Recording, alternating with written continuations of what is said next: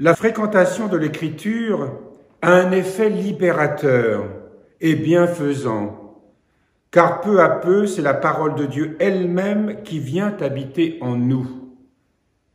Quand nous parlons de la parole, il ne s'agit pas d'une parole au sens intellectuel du terme, mais à travers les paroles dans l'Esprit Saint.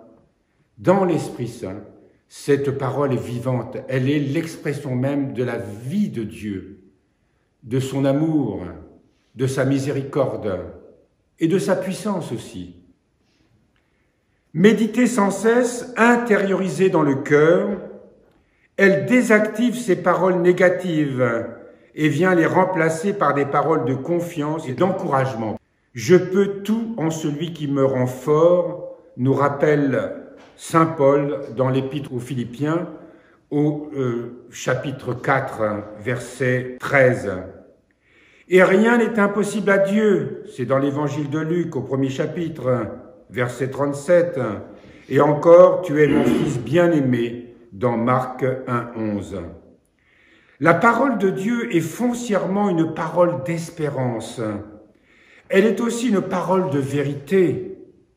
Elle introduit dans une relation juste avec Dieu, avec le monde, avec les autres et avec soi-même. Elle purifie des manques de foi, d'espérance, d'amour, ainsi que des pensées mauvaises qui entachent et obscurcissent le cœur. En d'autres termes, cette parole nous renouvelle. Évidemment, il nous faut l'écouter avec foi, avec attention. Avoir le sentiment que lorsque nous chantons un psaume, par exemple, quels que soient les textes, quels que soient les sentiments qui sont contenus dans ces psaumes, c'est Dieu qui parle à notre cœur. Et il parle à notre cœur d'une manière personnelle, individuelle. Il peut aussi parler à une communauté, à un ensemble, si nous méditons cette parole ensemble. Mais il s'adresse à nous selon nos besoins. Et c'est pour cela que ça ne passe pas par un filtre intellectuel. Il s'agit de recevoir cette parole comme une nourriture. Est-ce qu'on s'interroge lorsque nous mangeons un mets? Bien sûr, on peut se dire qu'il a été bien cuisiné, etc., qu'il vient du jardin, qu'il est bio. Mais au fond, on ne s'interroge pas comment il a poussé, est-ce qu'il a fait beaucoup, il a reçu beaucoup d'or de soleil, etc. On le mange, on le savoure et on rend grâce. Eh bien, la parole de Dieu, on la reçoit, on la savoure et on sait dans la foi qu'elle est parole de vérité. On sait dans la foi qu'elle est vie. On sait dans la foi qu'elle est providence divine même. Et on sait dans la foi qu'elle est miséricorde, autrement dit que Dieu nous accorde sa grâce, son pardon, son amour. Il est caractéristique de la parole de Dieu quand elle est lue et comprise dans le Saint-Esprit.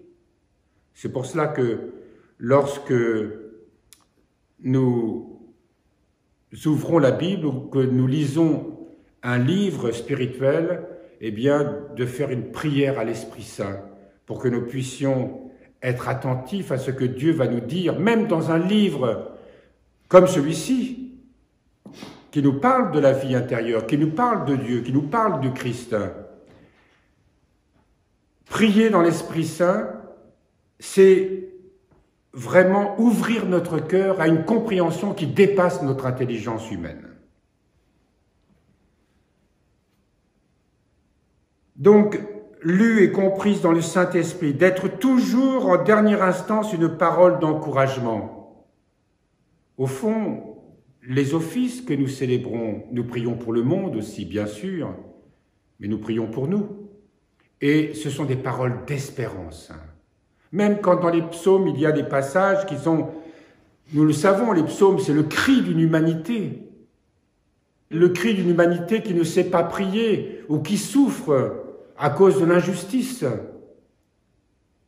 Et nous, moines et moniales, notre ministère, c'est d'adresser ces paroles, prier pour ceux qui ne peuvent pas prier, qui ne savent pas prier. et d'appeler la miséricorde de Dieu sur le monde. C'est là une très grande vocation pour nous. Toute parole est une parole d'encouragement, d'espérance.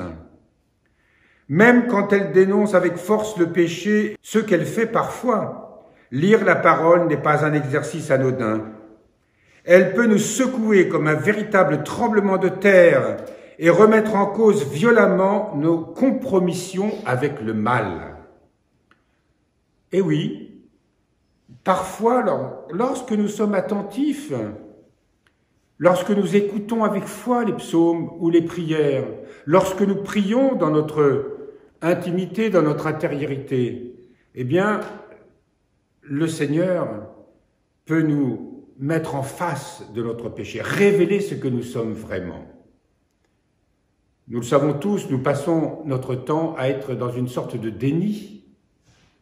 Et le Seigneur, dans sa parole, nous met en face de notre réalité. Encore une fois, c'est au-delà justement de nos blocages psychiques, de nos blessures psychiques. Il s'agit là pour nous d'être en vérité dans un face-à-face avec Dieu, qui nous révèle ce que nous sommes vraiment. Mais en même temps, qui nous donne la grâce, qui nous donne la force d'aller de l'avant, de cesser de nous complaire dans nos inclinations habituelles, avoir le courage de le voir, de le reconnaître et avoir la force, demander la force pour commencer le chemin que le Seigneur nous indique. Cependant, la parole n'a jamais pour but une condamnation, mais la conversion et le salut, comme je viens de vous le dire. Si elle démasque le péché, elle nous dit en même temps qu'un pardon est possible et que Dieu n'est pas contre nous, mais qu'il est pour nous et qu'il va nous accompagner et nous soutenir dans notre chemin de conversion.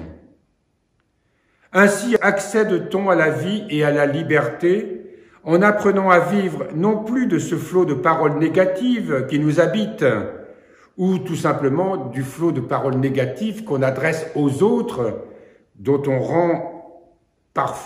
les rend responsables de nos propres dérives. Mais ces paroles qui viennent de Dieu sont de l'encouragement. Ce sont la richesse de sa parole. Cela ne se réalise évidemment pas en 8 jours.